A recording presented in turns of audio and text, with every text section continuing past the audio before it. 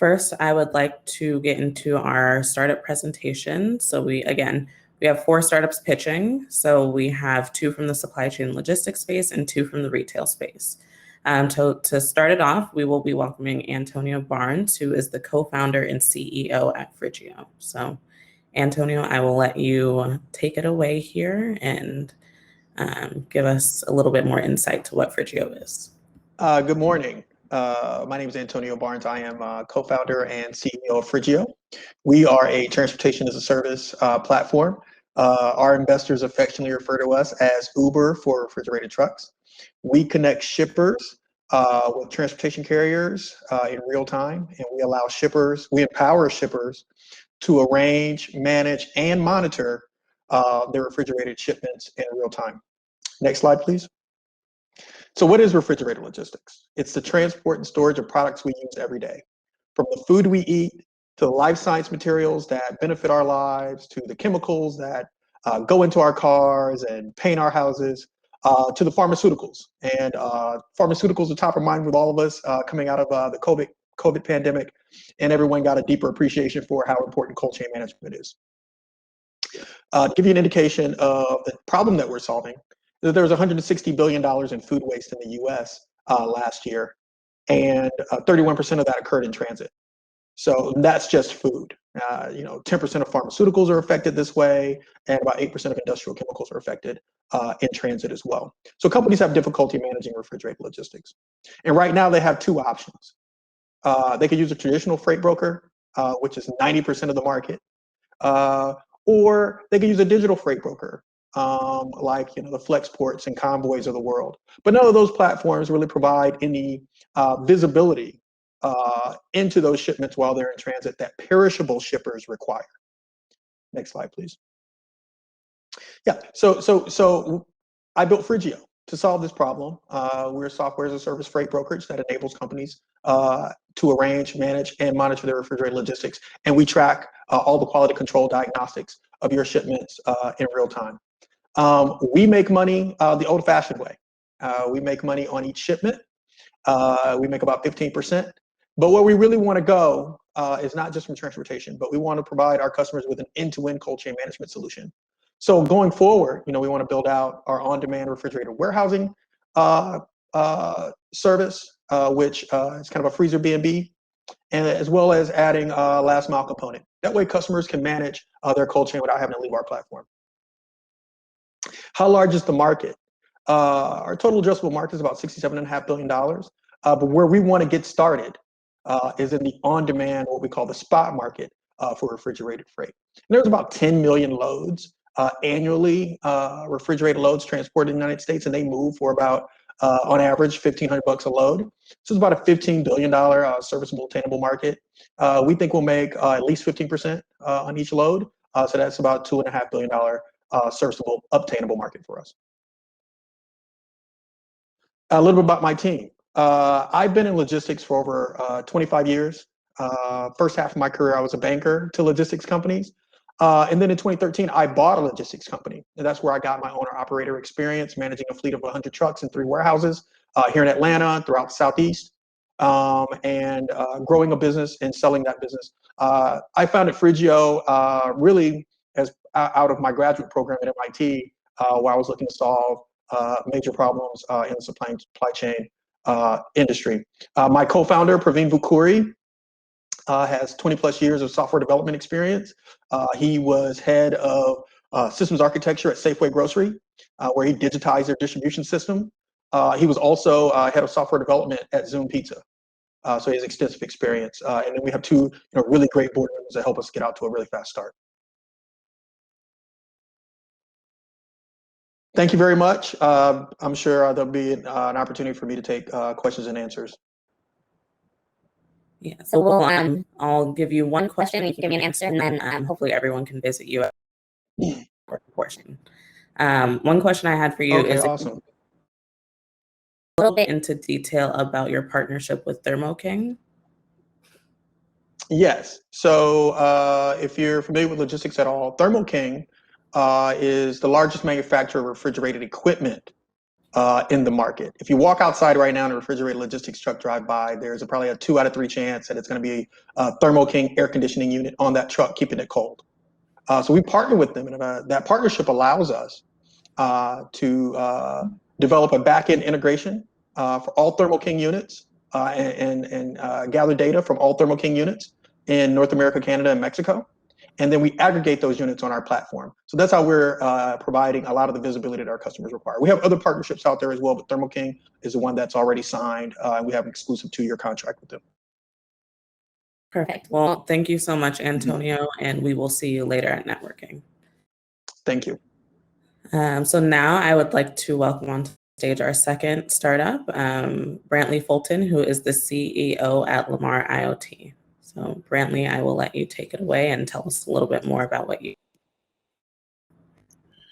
do. All right. Good morning, everyone. We're Lamar, and we're building smart cold chain packaging for a more sustainable planet. Next slide.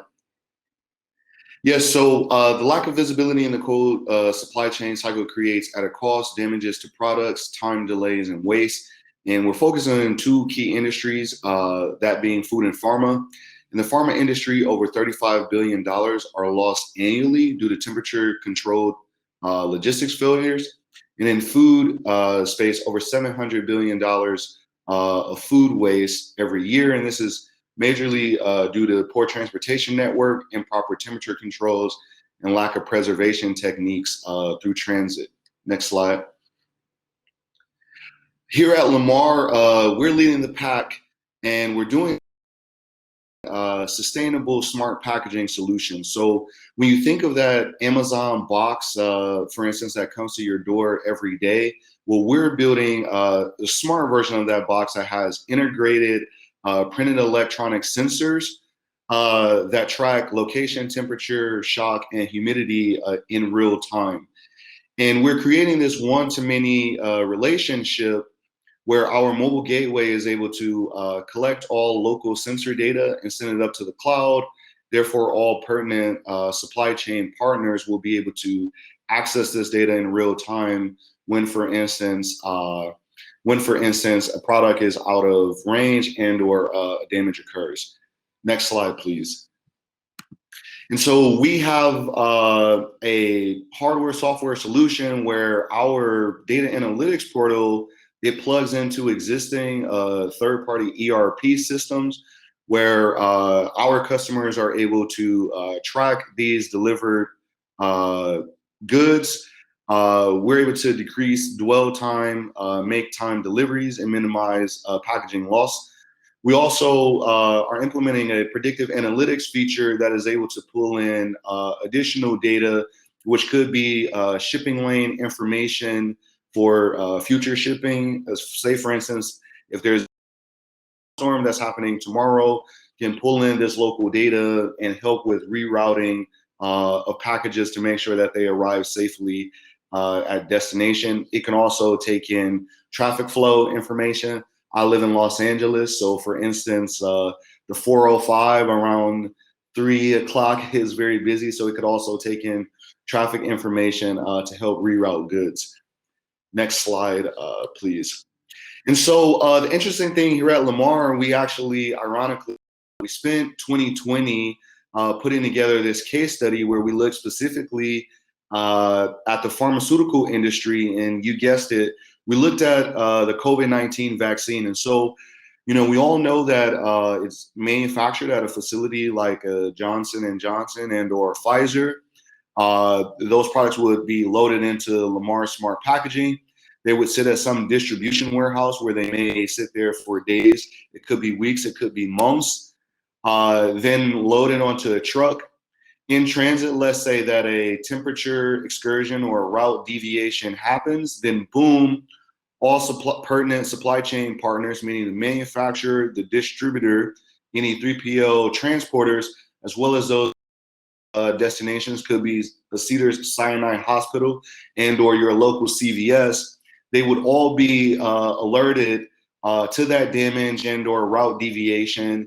And our system would come up with, you know, what are the next best practices to be able to handle this situation. but really providing this visibility and transparency to the supply chain is something that has been lacking in this space. Next slide, please. And so when we look at the global cold chain logistics market, it's a huge market and it's vastly growing. And we can actually see this uptick actually on the heels of the COVID-19 pandemic. And so the total addressable is upwards of 585 billion. Our serviceable attainable is really around cold chain packaging, and where we think that we can actually impact the market is in the smart packaging space, where we are providing our integrated sensor system within our packaging, and that market is at $46 billion. Next slide, please. None of this work can be done alone. It takes a team to pull off something like this. We're Lamar, we track products so you don't have to. My background is in materials chemistry. I have a US patent where I'm the lead inventor for similar printed sensor technology systems. My co-founder, Michael Couture, he has deep experience in computer science and engineering scalable SaaS solutions. We're currently based in the Los Angeles area. We would like to thank our team of engineers and phenomenal interns. Our partners include UCLA, UC Berkeley, the Boeing Corporation as well. It seems like I've been followed through to the end. Thank all of you for your time. I look forward to taking any questions now and speaking with interested parties at the panel.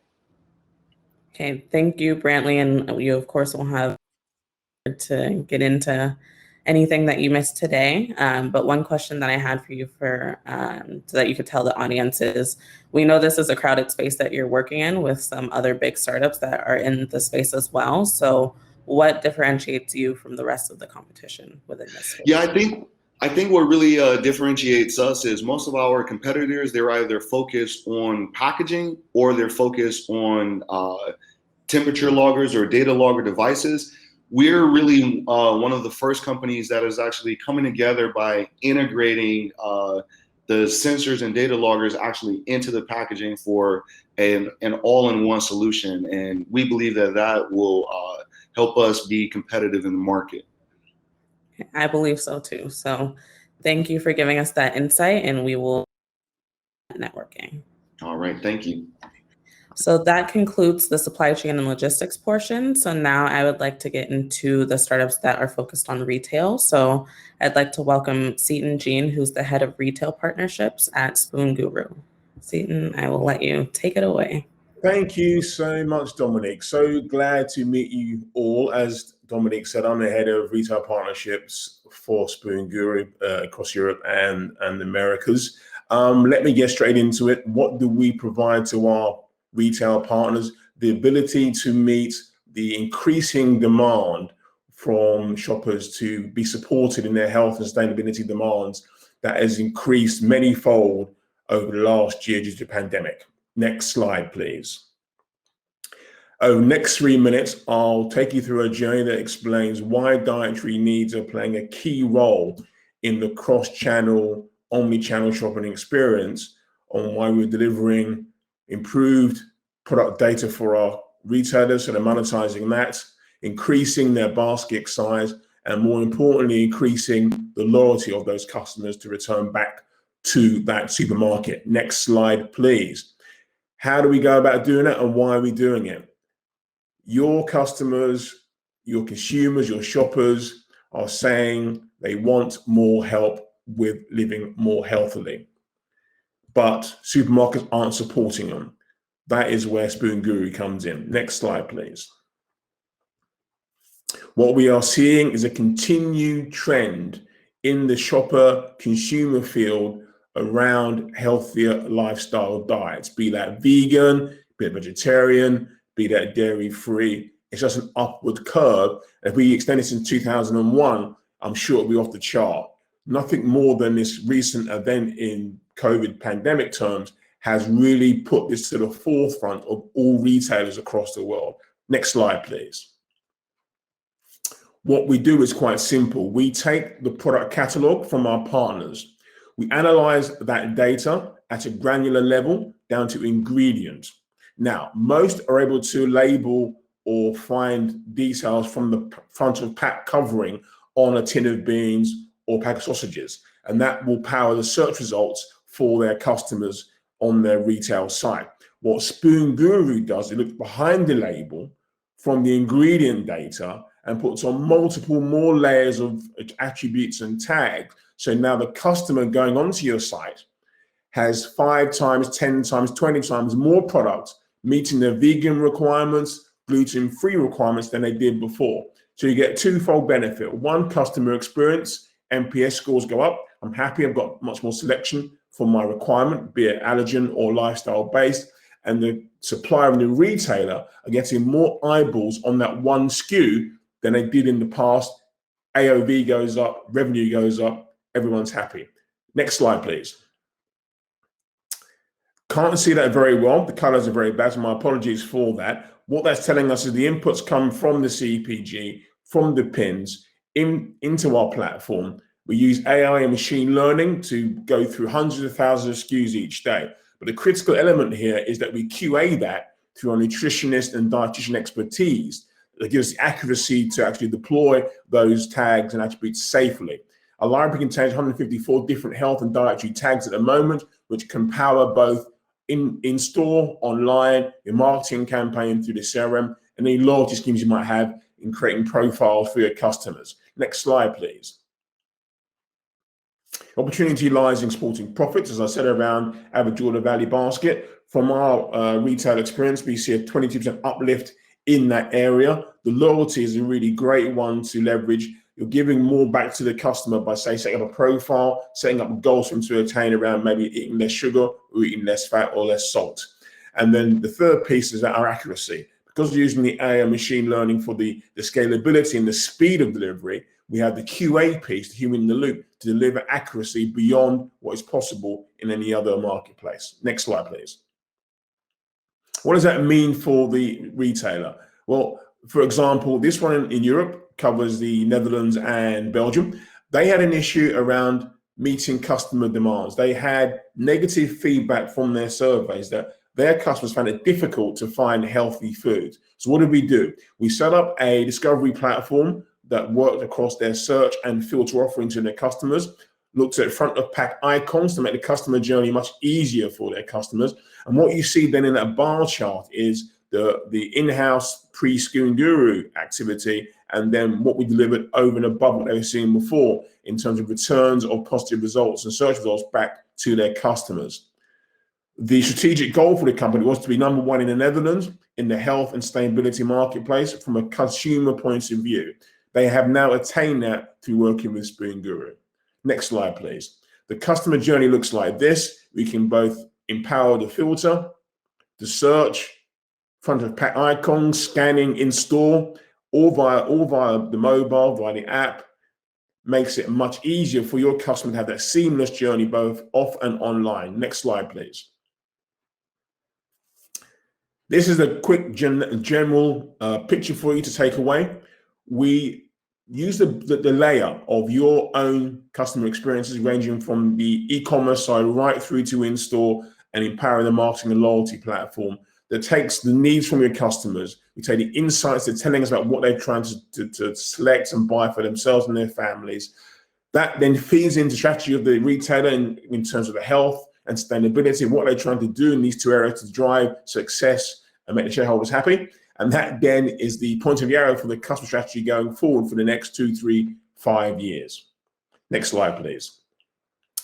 Thank you for your time. We are from the UK, but we are all over the world in terms of our reach. About 100 of us in the company at the moment. Our chairman is the ex-CEO of Asda. We have backing from various companies around the world. I hope that's given you a clear picture of where we bring difference to the retail market, and I'll take any questions. Yeah, thank you, Stephen. So I think my one question I have for you is, it's kind of like a two-part question. But food discovery over time change for the consumer? And secondly, backing that up, do you think consumers are still loyal to their brands, or are you noticing that their attributes are more important? That's a great question. Shoppers want to live healthier and sustainable lives. That is coming out loud and clear.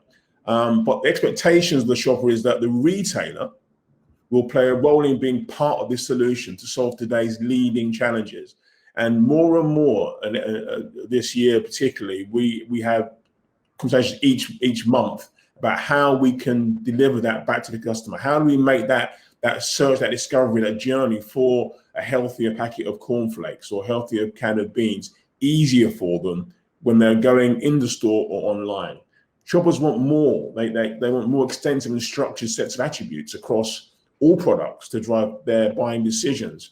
So having a better understanding of what the shopper wants and needs and utilizing insights against sales data to understand where success is coming from will enable brands and retailers to be one step ahead of the rest and win the omni-channel battle that underpins the loyalty of most of our partners. Does that answer your question?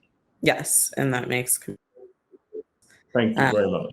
So hopefully that's given insight to our audience, and we'd be happy to connect with you later. Again, thank you for giving your time. Thank you very much. Thank you for the invitation. Bye-bye. So now I'd like to get into our last startup pitch of the day. So I'd like to welcome Jess Anuna, who is the founder and CEO of Klasha. So Jess, I will let you give a little bit of insight as to what Klasha is. Yeah, perfect. Hi, everyone. As Dominique said, I'm Jess, founder and CEO of Klasha, based in Lagos, Nigeria. Next slide, please. So what we've built is an integrated checkout that integrates onto retailers' websites to allow them to accept payments online in African currencies. So we integrate just like PayPal, Afterpay, Stripe to allow retailers like Amazon, Best Buy, ASOS, Net-a-Porter to accept payments in Nigerian naira, Ghanaian cedi, and Kenyan shilling. Consumers in Africa can pay by card, card, M-Pesa, or mobile money. We also offer our merchants shipping and logistics services. So a lot of our merchants, for a lot of our merchants, it's the first time they've ever sold into Africa. So we also offer them last mile delivery in 5 to 9 days with no customs fees under $250. As you know, it's incredibly difficult to ship into Africa due to the port infrastructure, which is why we've added logistics services for our merchants in the US and UK too. Okay, next slide.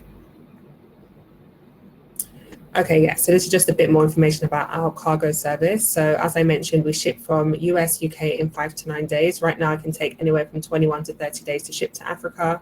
ASOS ships to Africa in about 14 days. And we also offer our merchants low affordable shipping rates. A lot of our merchants are sort of the top tier merchants, a lot of sporting brands, a lot of fast fashion brands that are shipping to Africa for the first time. So our logistics service just makes that seamless end-to-end order for their customers here on the ground on the continent. Next slide, please.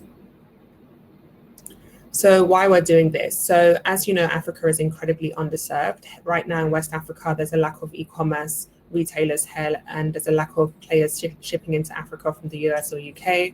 The Nigerian e-commerce industry is worth $10 billion annually. We're actually live right now in Nigeria, Ghana, and Kenya. As we know, half of the world's working population will live and work in Africa by 2025.